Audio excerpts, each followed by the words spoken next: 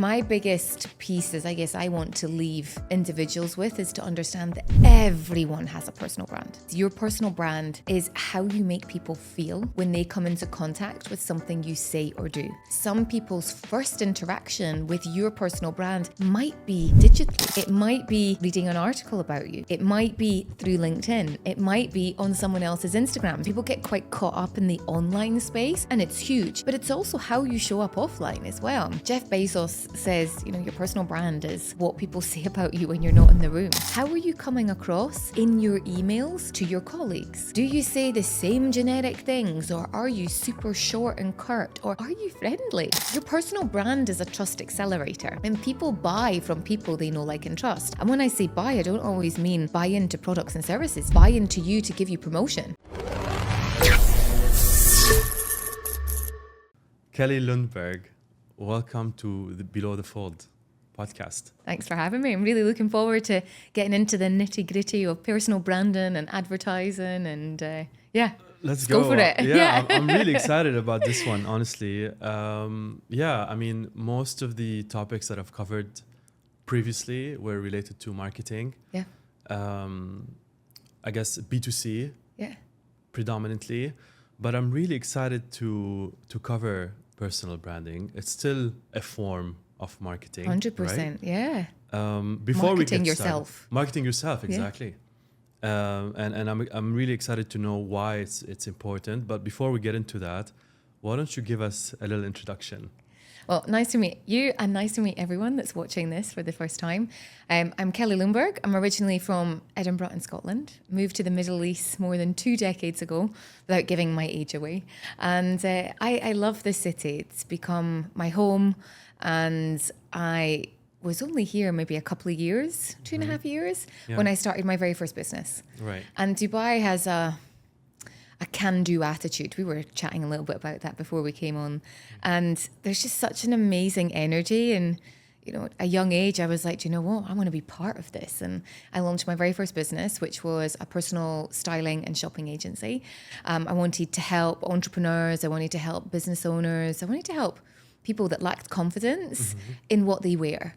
And that grew arms and legs. I ended up working with royalty, was in Saudi a lot, traveled all around the world with my clients, and loved the power of what clothing can do to an individual when it comes to how they show up in their personal brand.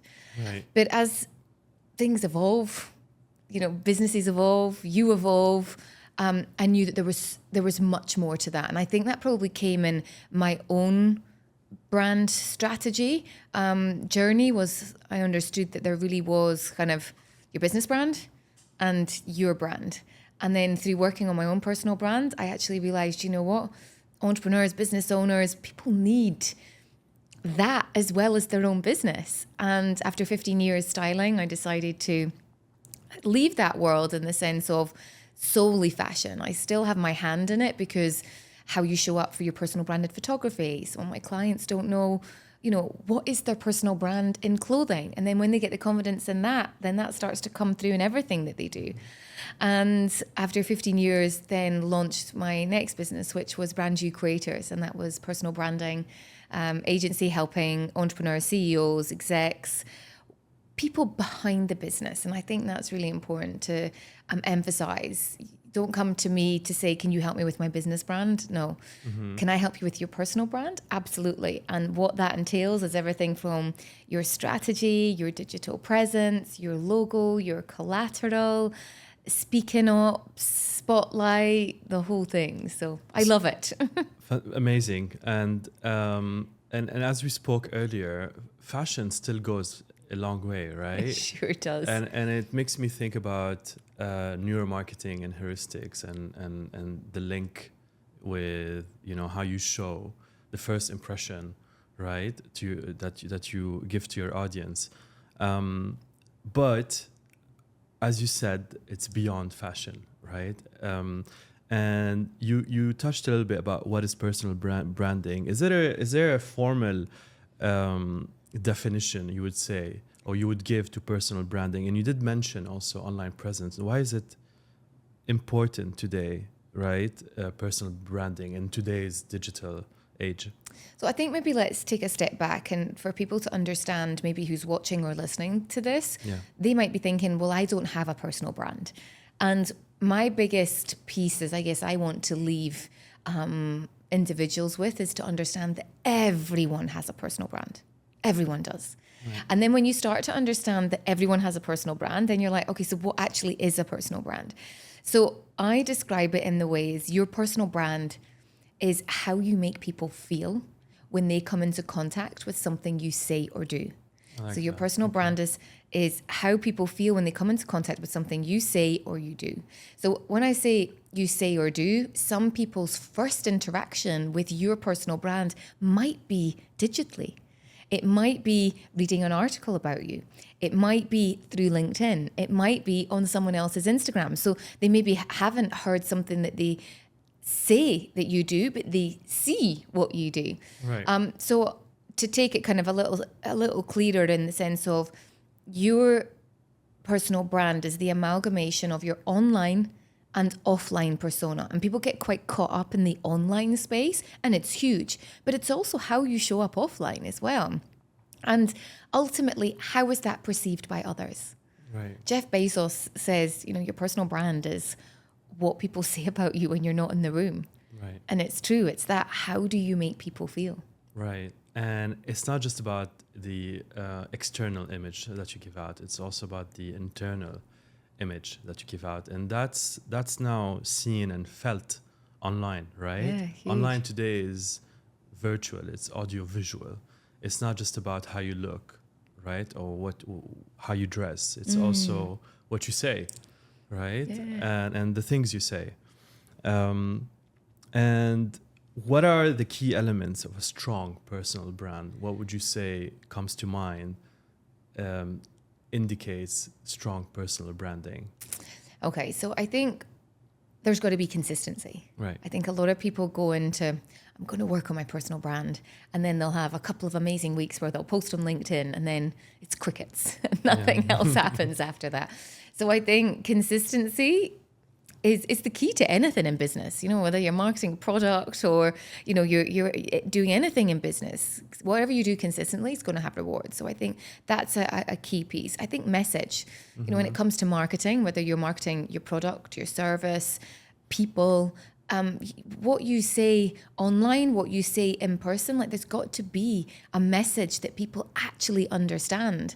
And I think it's one of the things I help certainly entrepreneurs with a lot more, is they have so many ideas about what it is they want to do, but then lack a little bit of clarity, is going, well, how do I get that? How do I communicate that to the wider audience so that they can understand and buy my product and buy my service? So I think, key ideas is you want to make sure that you've got consistency. You want to make sure that you've got a really clear message, and that what people see online is what meets them offline.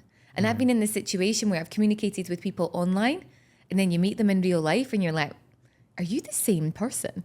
And then equally, you get the other way around, where you've got people that have got all this bravado online, and then you meet them in person and you're like, you're definitely not the same person that I meet online. It's very offsetting. Yeah. And then you start to lose trust. So your personal brand is a trust accelerator. Mm-hmm.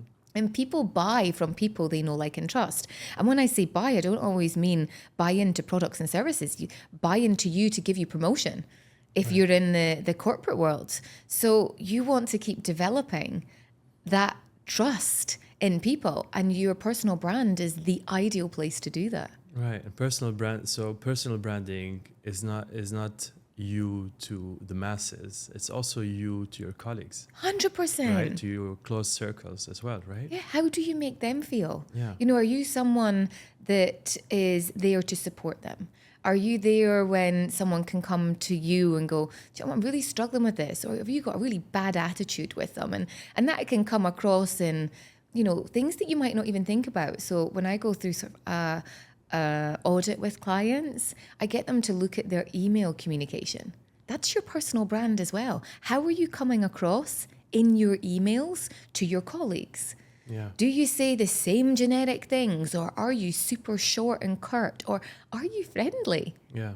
I know we're all busy in this world, but it doesn't cost anything to be kind. Right. And that's your brand.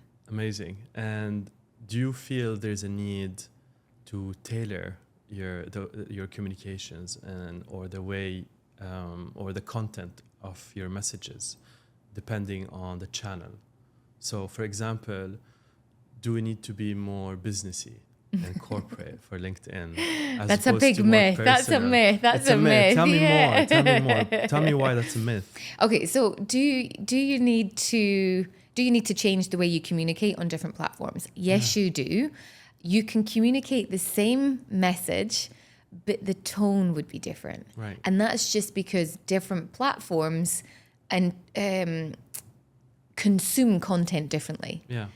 So I will share the same event or the same thing that's happening, but there will be a slightly different message to if I share it on Instagram, for example, to sharing it on LinkedIn. Yeah. But it's a big myth that LinkedIn needs to be businessy. I will maybe look at sharing something personal, but look at bringing it back to a business element. This is a good example, actually, and it actually caught a lot of impressions, but not a lot of people liked it, and you might understand why when I share it. So I took a picture. I'm really into fitness, and I always really encourage people to share their hobbies and their interests, because I think that gives a level of relatability. I think it shows dedication, commitment in what it is that you're interested in. There's more to everyone than just work.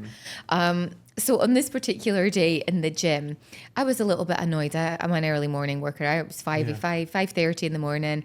I went to do the leg press machine, and it was loaded with more than 250 kgs of weights. Like it was super heavy.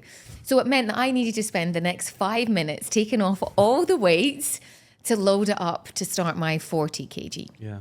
Now, I took a picture of it and I put it on LinkedIn. Now, I put it on Insta Stories, and I had a comment on Insta Stories, which was probably a little bit more blunt than what I put on LinkedIn. So it was the same picture, but a different message. So I said to the audience on LinkedIn, it's something like my content 99% of the time starts with HIC formula, hook, information, call to action. And I can't remember how it started, but it was like, this really annoyed me this morning. Right. ... That's what annoyed you. So that's the hook. Yeah. And then I went into finding this at 5:30 in the morning. If you go to the gym but can't be bothered to put away your weights, does this make you lazy? And is this type of person lazy in the gym, also lazy at work? Right. What's your thoughts? Because would they? I mean, that's just lazy, not putting your weights away. Yeah. But is that the type of person that would also be lazy in work? So that was my kind of comment. It generated a lot of eyes looking at it. So that's just one example of going, how do you make either something personal, but bring it with a work twist? It is an indication, right? Of how someone would behave outside the gym. You'd like to think so, yeah. Yeah. Are they tidy or organized, or are they not? Yeah. I agree. And what was your post on Instagram then? I'm trying to, because it was stories, but I can't remember what it was. But you made sure to link it back to but it wasn't related. Case. Not on Instagram. Instagram was a much more kind of probably a playful rant, shall we say? Yeah. So you see, it is the different platforms. I guess the expectations from a user perspective are different. Yeah, absolutely. But the same message in theory, but just communicated slightly differently. Communicated differently. Hits differently, right? You hit it differently. Awesome. And so what would you say for beginners out there, right, that perhaps haven't invested so much in personal branding? Where do you start? I'd say it's never too late to start. One of my clients, actually, who is just turned 60 and had a very successful career in business. And he's like, I'm at the point in my life where I'm not done. I've sold my businesses, but I want to do something else. And I want to give back, and I want to do this. So I think understanding that there's no age limit to it. Yeah. We all have a personal brand. So once you've kind of got your mind around that, it's going, well, what can I be doing? And what do I want to do with my personal brand? Right. Do I want to focus on getting a new job? Or do I want to be more visible in the business so that I can get promotion within the company? Or is it that I want to go and start my own business? Or is it that I want to do something that gives back? Yeah. And I want to use my voice as a platform for that. So I think understanding what do you want to use your personal brand for, and then tailoring an approach around that in terms of going, right, okay, if you were wanting to start a business, then that messaging would be slightly different to you staying in your corporate career going, right, how do I build more visibility within the company that I'm in so that the bosses see what I'm doing and can open me up for opportunities to go and speak at the next conference, or, you know, host this event, or, you know, let me step in if someone goes on leave to cover that role. So I think getting clarity in that space is, what do you want to do with it? If you don't know, try something. Right. Because you don't know until you try. Yeah. So I would say, look at that first of all. Do a bit of an audit. I love doing an audit with people when they first start. Yeah. Can you break down what's an audit exactly? Is it a look inwards, outwards? I would say, So you mentioned earlier also you look into their email communication as well. Yeah, that's one of the things that we do. First thing I would always get someone to do is Google themselves. What's out there? I always say, you know, what's on Google kind of stays there, and if it's you're not happy with it, we need to look at changing that. So look at what's out there. So I always suggest to clients to type their name into Google and look for 3 areas. Look at what comes up first. So you could click on all the links, you know, is there articles that come up about you? Click on images, what images come up on you? You know, you never know what the data is scraping. Like I've had people come to me and go, oh my, there's an image here that was 15 years ago. I don't want employers to see that. Yeah. And they're like, I didn't know that was on there. Also look at videos. So those would kind of be the 3 things. If there's nothing there about you, you've got a great blank canvas, but also don't think that's a good thing, because employers, recruitment consultants, if you're looking for promotion, they'll go to your social media. And often if there's nothing out there about you, it can have as much of a negative impact where you're like, well, why is there nothing out there about you? Question mark, right? But absolutely. Don't leave things open to interpretation for other people to make up stuff or assume. You control the narrative. You can control how much that goes out there or how much doesn't go out there. You don't need to share with the world what you have for breakfast, lunch, and dinner. But giving little snippets of, you know, something, a project that you're working on, or, you know, something that you're marketing right now, gives that visibility piece. So I would say understanding and looking at where you are now, and then going, okay, how do we work on getting that better? Right. So online SEO, I presume, for personal branding. Yeah, LinkedIn. Oh, it's the number 1. Like that is usually what comes up first for people when they do the audit, and that's when they go, I haven't updated my LinkedIn in 5 years. Right. Well, let's make that a plan to start with that, for example. So for your clients that are looking to grow their personal branding, you would recommend LinkedIn, to start with LinkedIn, start with articles, interviews, podcasts, etc. Yeah, it's a really good place to start, because you can build your digital or your social media presence, and then build your digital presence into the social media platform, because people get confused. Social media and digital. Okay. Yeah. Social media being, for those that are listening, you know, your social media platforms. But digital footprint and presence is also the articles, the podcasts. And I also say one of the things that should always be looked at if you're looking to seriously grow your personal brand is own your domain name. Yeah. Ownyourname.com. I always felt it was a little bit cringe. Really? But prove me wrong. Yeah. It is important, right? Okay, I'll give you... like for SEO, coming from a advertising background, a performance background, Google is the number 1 search engine in the world.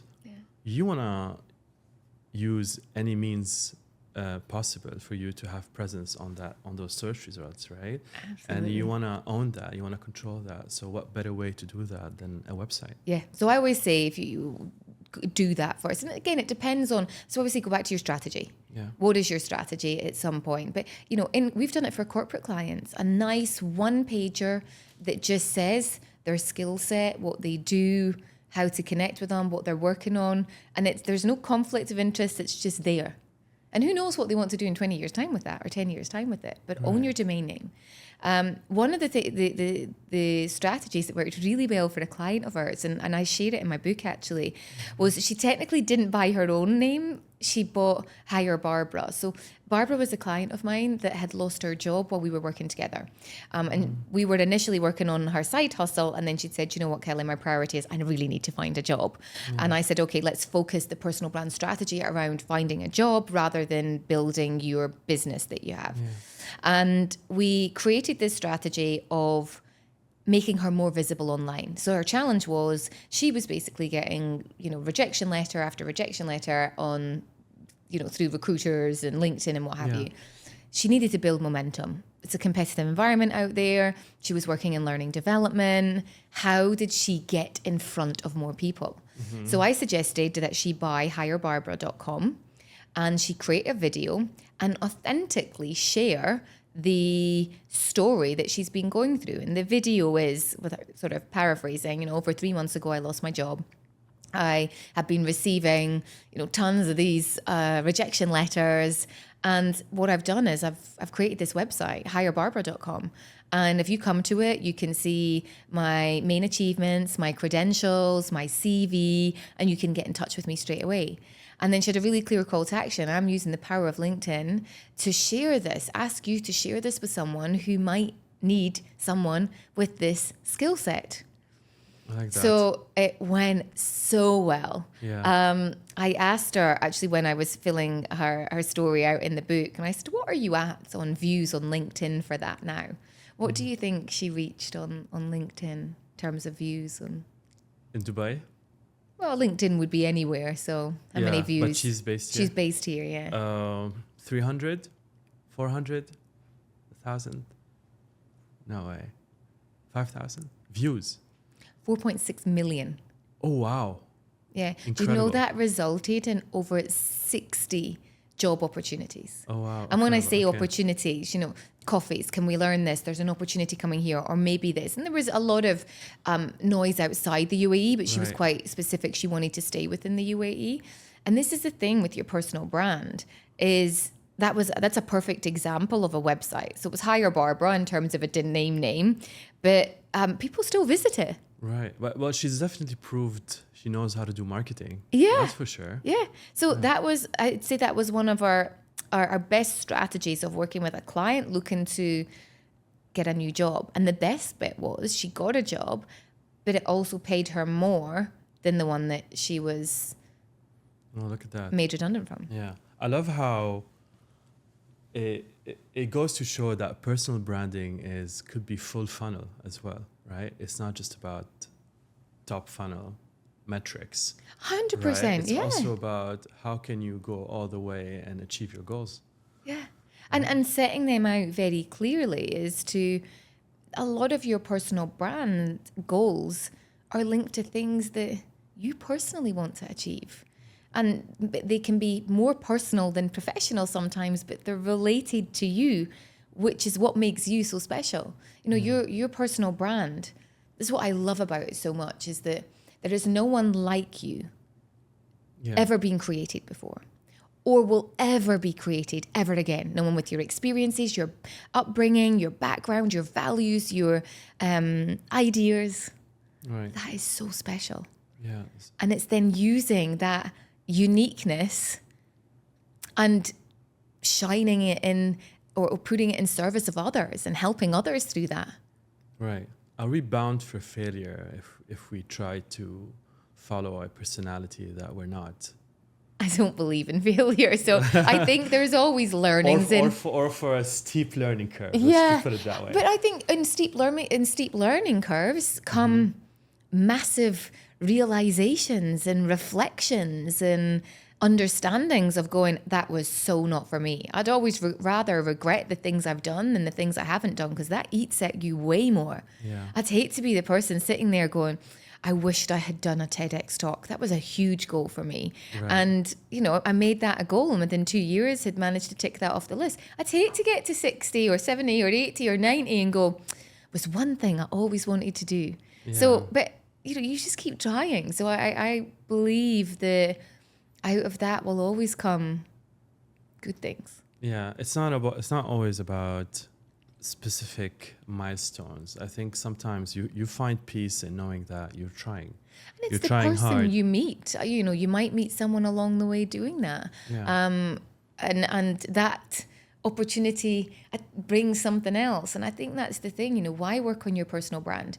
Grow your network, develop opportunities, meet new people, challenge yourself. Like, there's so many reasons why you should put an active strategy into being proactive with your personal brand than being reactive and expecting, I want my boss to see me doing my good work, rather than you actually going out and being seen as being more visible. There is a little bit of that sort of attitude, I think, even especially more so in this market, that people go, you know, I just do my own thing. I want people to see me doing well. And I'm like, well, do you know what? It's going to be someone coming behind you, less qualified, but talking about it more, who's going to get the opportunities more than you. So don't do yourself a disservice. Right. What would you say are success metrics for personal branding? I think it goes back to the goals that you're setting in the beginning. What are the things that you want to achieve out of it? Because I've had, you know, specific personal brand goals. Even as a brand strategist, I still have goals. You know, last year was a huge thing, as I wanted to do a big rebrand. That was really hard when you're in the personal branding industry and you're so emotionally connected to your personal brand. But I wanted to give it a makeover, and like you would give, like Coca-Cola gives its you know, front bottle a nice discreet makeover. Now and again, everyone does it, and your personal brand is no different. Whether that's some new clothes, whether that's a fresh new website, whether that's new photographs, new collateral. So that could be a goal. You know, branding photography could be something that you want to set out. Could be for some people. If you're looking for, you know, hard number metrics, then it could be the amount of followers you have on LinkedIn. It could be, do you know what? I want to get X amount of articles out there. I want to be on X amount of podcasts. I want X amount of impressions rather than followers. I think people get quite caught up in numbers of people following, but it is much more about engagement. So how many impressions on LinkedIn, how many accounts reached have you got on Instagram, for example. So I think that's a strong metric. Relating it to finances, certainly if you own your own business, what PR, personal brand activities have you been doing, and how does that result into your business? I read a great quote by Stephen Bartlett. I don't know if you know him. I've heard of him. He's quite big in the UK. He does the equivalent of Shark Tank in the UK, Dragon's Den. He's got a number of businesses. Den, I know. I'm familiar with he's got a number of businesses, and he said that if I get this quote, I'll share it with you. You can put it in your show notes. But you know, 70% of his business comes from personal brand activities. Oh wow, okay. And then he said, and then when we researched that more, 70% of the revenue that reached his bank account had come from some sort of opportunity related to speaking or online. So speaking either online or speaking kind of at an event or in person. 70%. So I kind of put that down to one to many. How can you get your brand out there? Your business, can you monetize your personal brand? Absolutely. Absolutely. I mean, when you look at businesses and how they operate, there are people, you know, I guess putting themselves out there, you know, going to presentations, building relationships. It's very personal, even on a business level. So even when businesses make money or create revenue streams, it is people essentially that are at the forefront and with their personal branding, right? Bringing that money in, 100%. Right? Pitching for business, pitching for partnerships. So personal branding is almost everywhere. Yeah, it's you know, when it comes, a lot of employers don't like to invest in employees' personal brands. I'm really grateful. I'm working with some incredible companies at the moment who really see the benefit of that, investing in their employees' personal brands, because they are the brand ambassadors. Back to people buy from people buy from people that they know, like, and trust.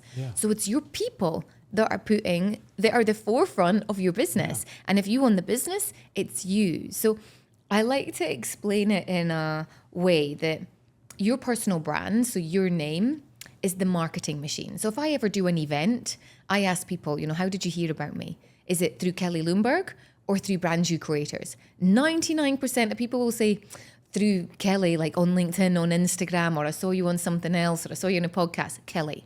So that's the marketing piece. So I always say your personal brand is the marketing aspect of your business, and the business name is the invoicing part. That's what pays you.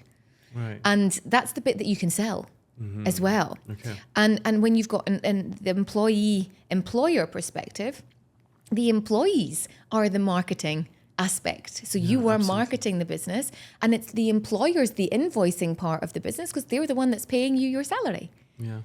Wow, look at it. All makes sense. Yeah, it does. It all comes together, honestly. It does. Right. And so speaking of also,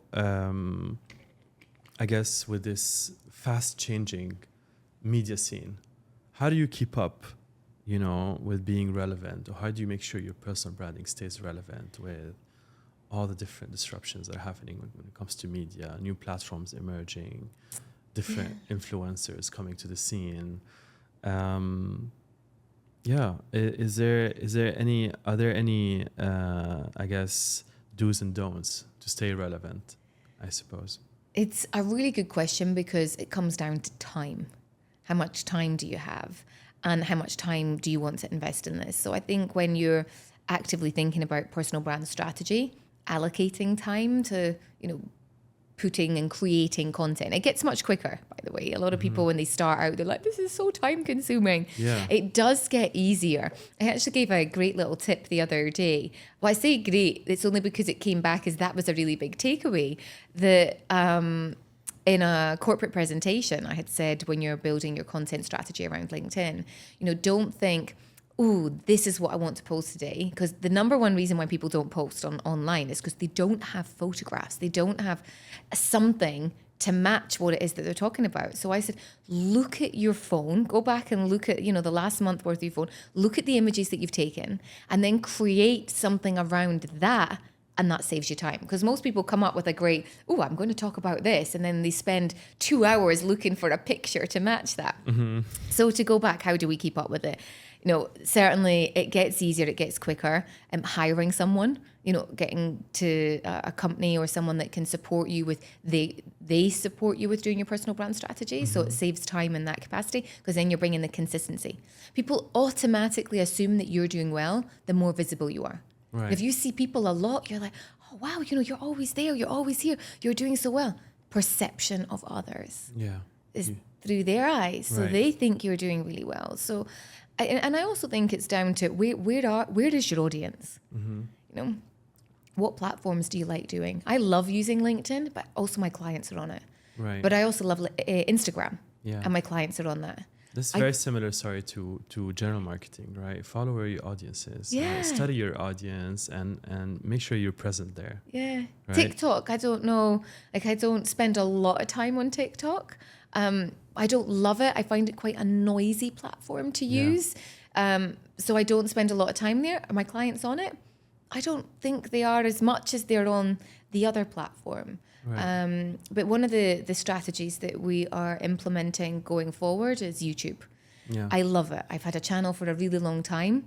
I just haven't invested the time required to build that to the level that I've done podcasting, Instagram, LinkedIn, and that's the next one I want to tackle. Yeah, YouTube is huge, and because of the size, you'll find sizable niche audiences as well that you could tap into. I was going to ask you the role that content creation plays in personal branding, and I think you've touched on it a few times. It's important to put content out there, especially nowadays, right? Absolutely. People are spending hours online every day. You're either there or you're not. But how do you balance authenticity with creating content? Because it does take a lot to create content. And I like the point that you raised about just look into your albums or pictures, and you could pick something that is very natural, very authentic, right? It doesn't have to be content that's been produced out of a photo shoot, right? That's been highly edited. But do you have to also, I guess, push it a little bit further, push the envelope a little bit further when it comes to content creation, and maybe you do need to push content that's maybe unique, I would say, right? Yeah, I mean, I think there's the element of you being able to. I would always rather a client put something out than spends too long thinking about how do I become more different than everyone else. Yeah.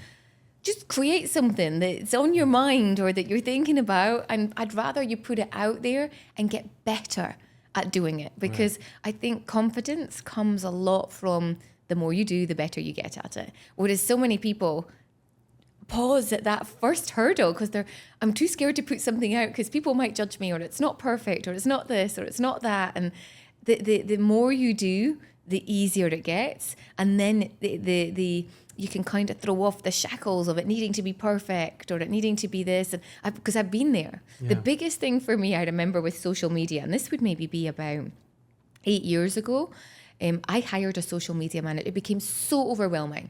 I said, I can't deal with this. I was not putting out content because I was like, oh, this isn't right. Or what will people think? So I said, you know what, as a test, I love testing things. Mm-hmm. So as a test, I'm going to let someone else handle it for the next 2-3 months. How did that go?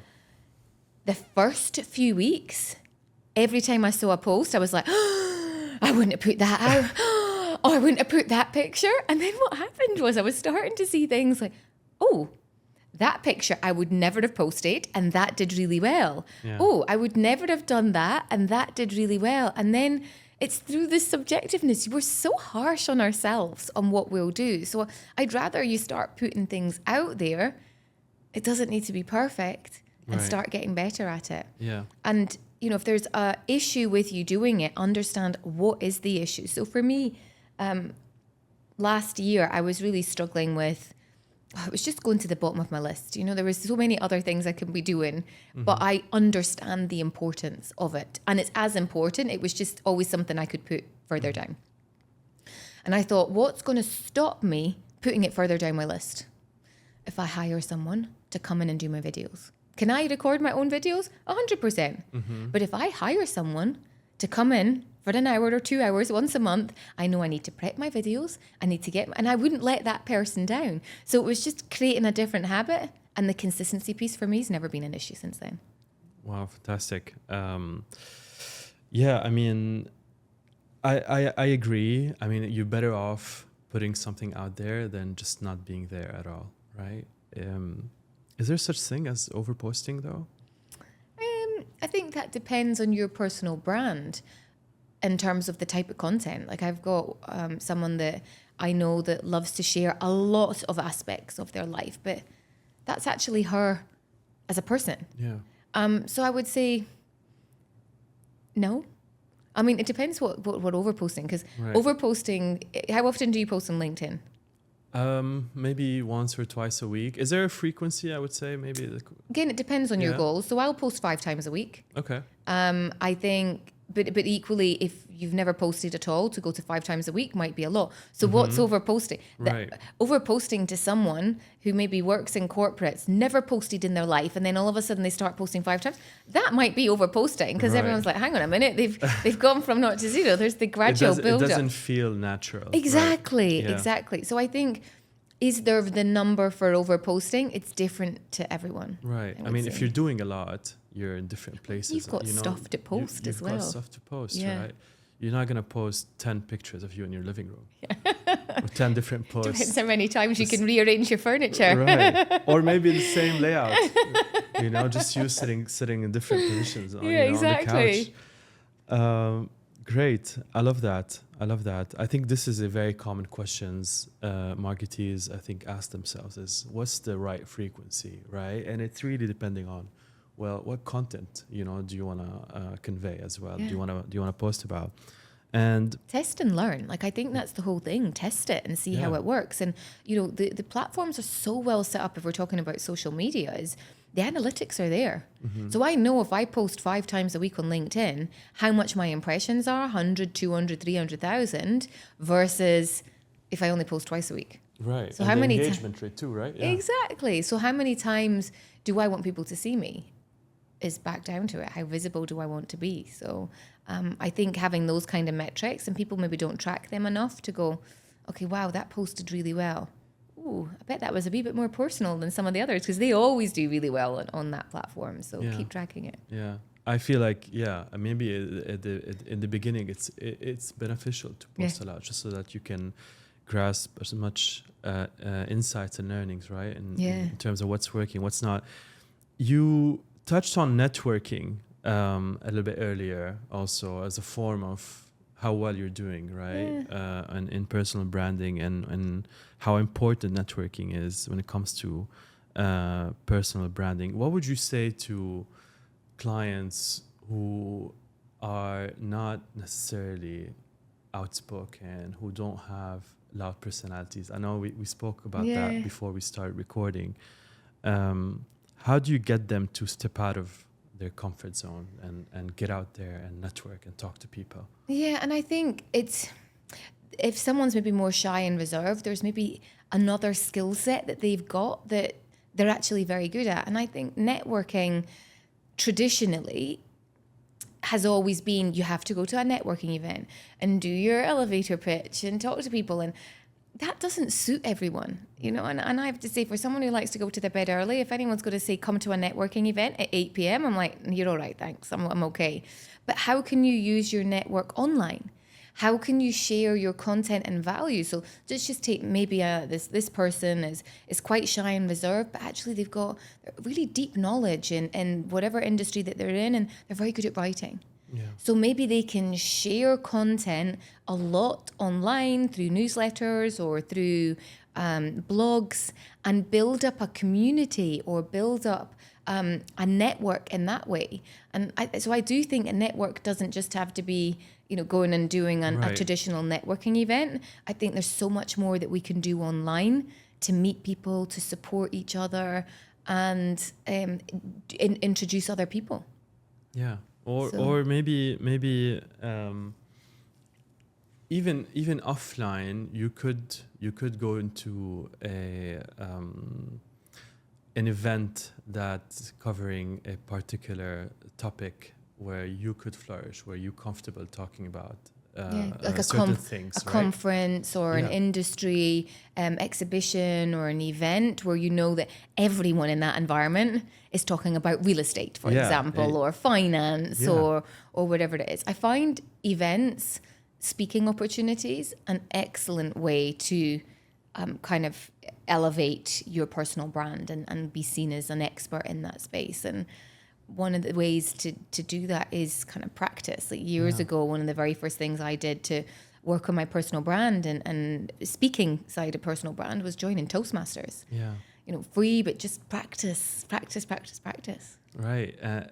It is important to practice, right? No one is a born speaker. No. Are there any born speakers out there? Is it genetics at all? It's never genetics. I think some people in environments they're maybe brought up in, or maybe brought up more confident, that doesn't phase them as much. But I did a poll actually on my Instagram the other day asking, you know, what do you fear most? And I think I'd said spiders, heights, flying, or public speaking. And public speaking was still up there by like 65% or something.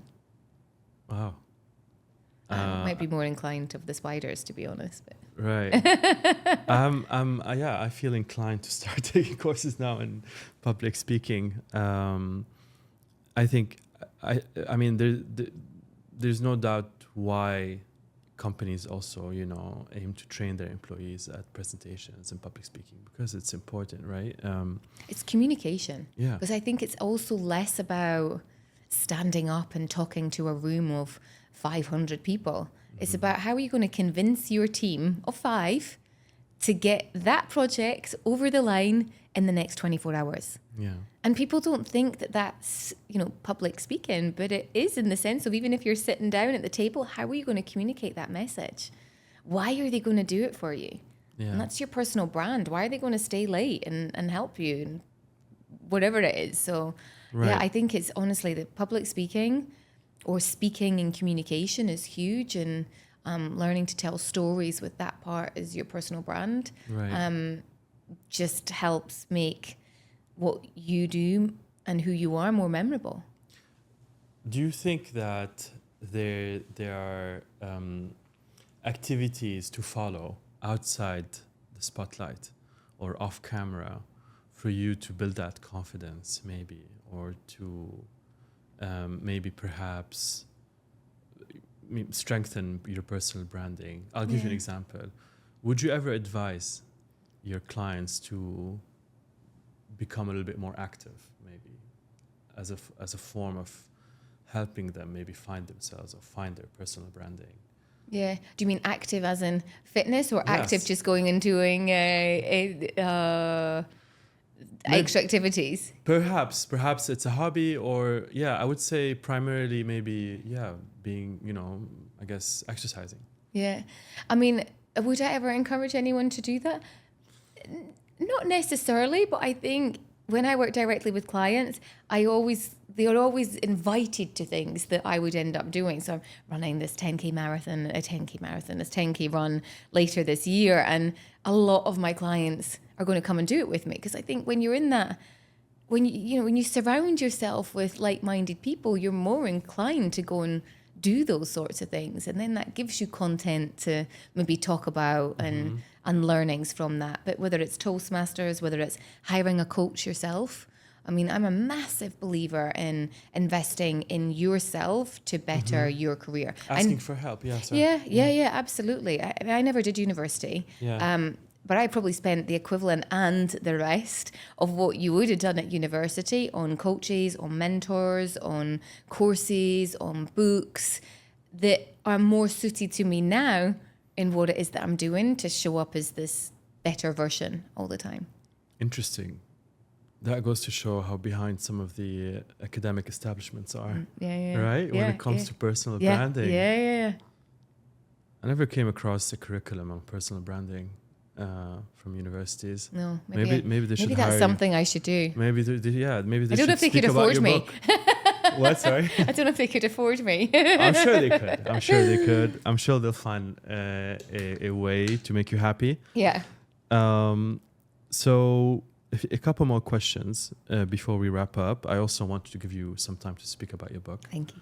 And the next question is, and this is something that we spoke about also before we started recording, does personal branding differ across industries? Yeah. So we spoke about someone that works in construction perhaps needs to give out a different impression than someone who works at a bakery. Yeah.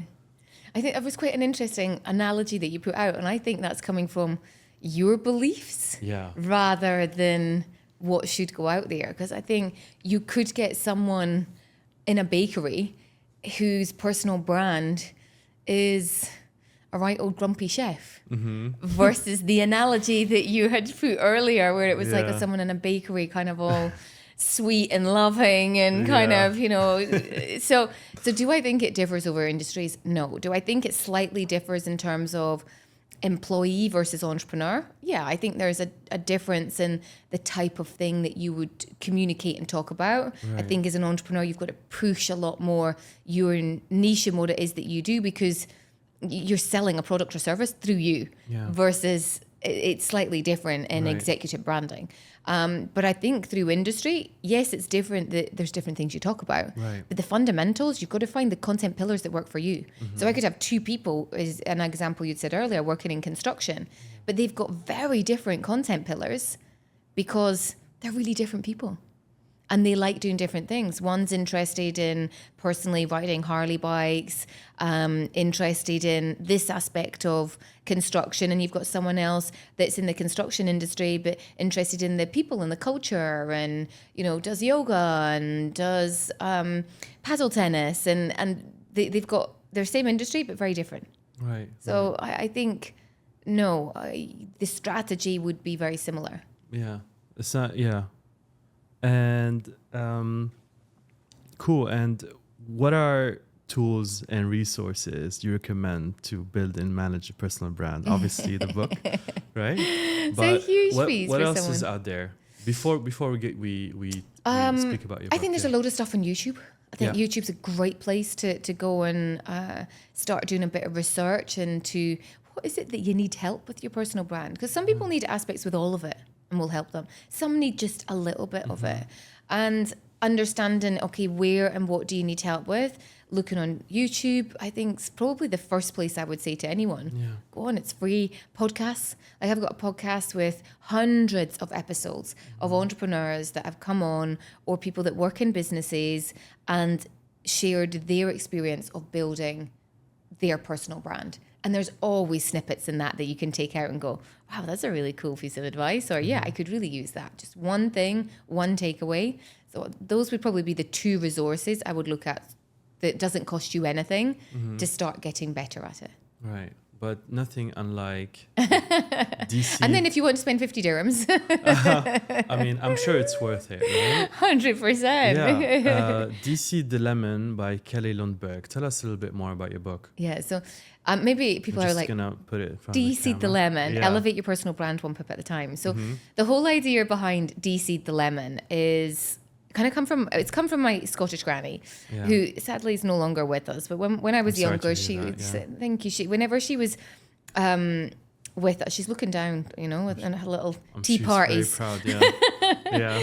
But she would always take out the lemon out of her hot water, or the lemon. And I'd say, Canny, why are you taking the pips out? And she's like, no one likes a pip around their hot water and lemon. And I never fully understood that when I was wee.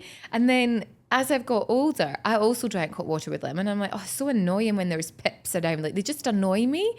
And, it's the small things. So anyway, that was kind of how it started. And I realized that was a bit of a metaphor, that it's the small things and something seemingly insignificant that can have a huge impact on what it is that you do.